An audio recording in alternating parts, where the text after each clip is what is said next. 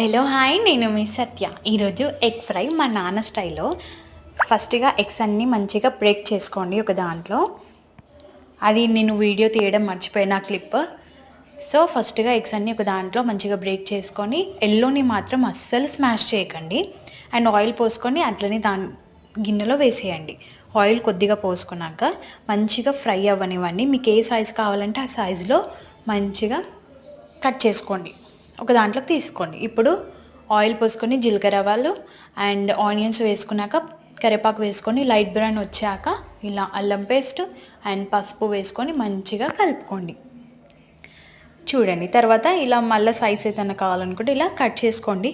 But పెద్ద పెద్ద size ఉంటేనే సూపర్ టేస్ట్ ఉంటుంది ఈ ఎగ్ ఫ్రై. మీరు కూడా ఒకసారి ట్రై చేయండి. అండ్ సాల్ట్ వేసుకోండి, కారం వేసుకొని మళ్ళీ మంచిగా కలుపుకోండి. అండ్ తర్వాత కొద్దిగా నిమ్మకాయ పిండుకొని మళ్ళీ మంచిగా కలుపుకోండి.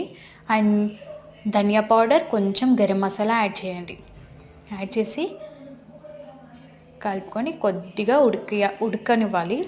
అలా కొద్దిగా బాయిల్ అయ్యాక అలా కొత్తిమీరతో అలా టచ్ ఇవ్వండి. తర్వాత కొద్దిసేపు బాయిల్ అవ్వనివ్వండి. అంతే, ఎగ్ ఫ్రై రెడీ. సర్వ్ చేసుకొని తినేయడం. మీరు కూడా ఒకసారి ఇలా ట్రై చేయండి. Like and share, subscribe to my channel, guys.